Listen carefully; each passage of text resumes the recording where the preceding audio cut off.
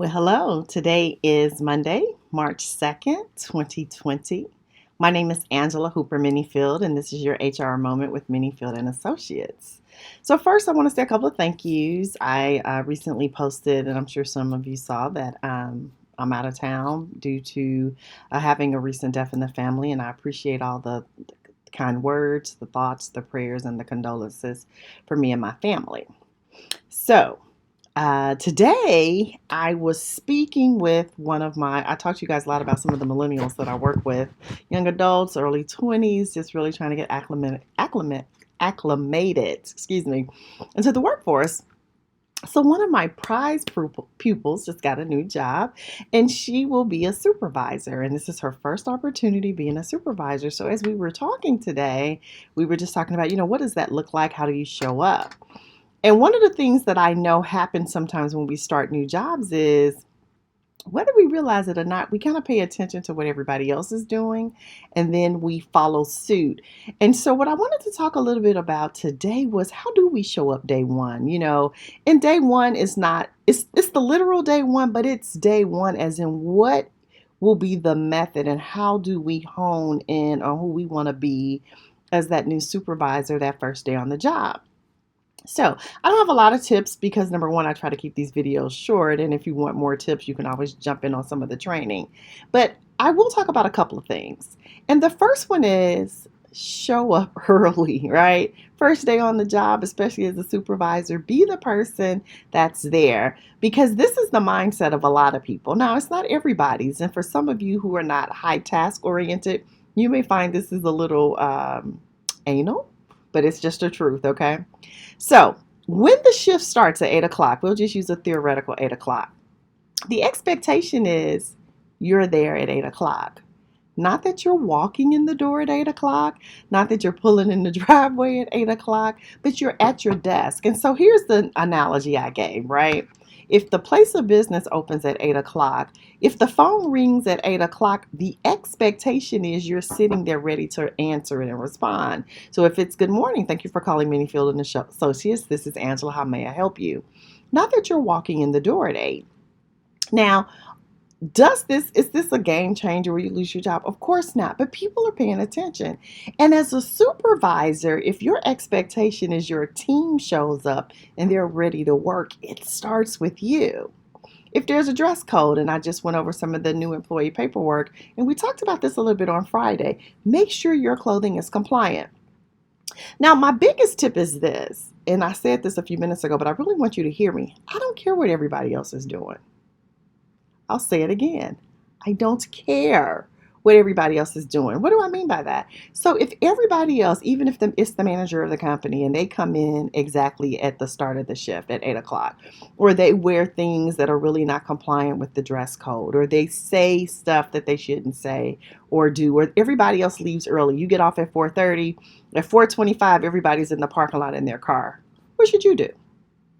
I suggest you stay to 4:30. Here's the why. I recently had a person be terminated from a job. And when they were terminated, they were pretty much following suit and doing what everyone else was doing. So when they got terminated, they were perplexed. But there was a couple of reasons why their termination could, in some ways, be legal. Number one, most states and most contracts, you will find offer of employment. It's at will employment. What does at will employment mean? It means that you can work here at will, as in as long as you choose to, you can quit at any time. But it also means we can fire you at will and let you go. So we're not obligated to keep you. And so when that's part of the agreement, when you're not compliant with the policies and procedures, your response cannot be everybody else was doing it. Now, if everybody else really is doing it, and it's another reason why you let go, maybe because of your age, your gender, your nationality, your sexual orientation, the list goes on, right? These are protected classes. So that part could be illegal, but now you got to try to figure out the nexus, right? Like, how do you build that up? And so maybe it's a legitimate complaint. But here's the problem with that. And I'm not taking this slightly at all because I handle a lot of complaints and try to help people through them. And I want to make sure they do things right. Even if they do it wrong, the time it takes to get mitigated, you're still unemployed. So why put yourself through that unnecessarily? So be clear what the rules are, or in your place of work. If it's a place you've never worked and you're a new supervisor, I would also say, the first few days on the job, even months, don't come into place trying to change everything. Get to know the people, listen to them, hear what's working, what's not working. Uh, be observant. Just take things in, because no one wants the person that's new to the job or the new supervisor to come in there acting like they own the place, right? Because technically you don't. Human nature is this: while we could supervise people and we have authority over people, at the end of the day, everybody's a free agent. We cannot make anybody do anything. And if we want to force the issue and do that, then what happens is people will either do or not do, and they can make our lives more time consumptive, right? Because now we got to document, we got to deal with it, we got to do progressive discipline. So the point I'm making is listen to people, build rapport. Again, we talk about the speed of trust, right? If the trust has not been built, don't run in there trying to change everything. So, new supervisors on the job, listen to people, be thoughtful, be kind, try to get to know them, be early, um, display the things that you're looking for in your team. And the other thing I'll say, and I'll leave you with this, is set the tone. Like, meet with everybody. A lot of people do it, like to have those meetings one to one, and those are good too. But I also think it's really good to meet with everybody in collective, because here's what we know: none of us ever, and it's because it's just almost humanly impossible to do. When we say something and then we go say it to another person, say it the same way we said it the first time. So when you bring everybody together and have this all employee meeting, you're giving everybody an opportunity to hear your voice, hear your vision, hear you cast your expectations, and then also get benefit of one another's questions. And if you do it on one-to-one, I guarantee you someone will get a little something extra or a little less than everybody else, because it's human nature.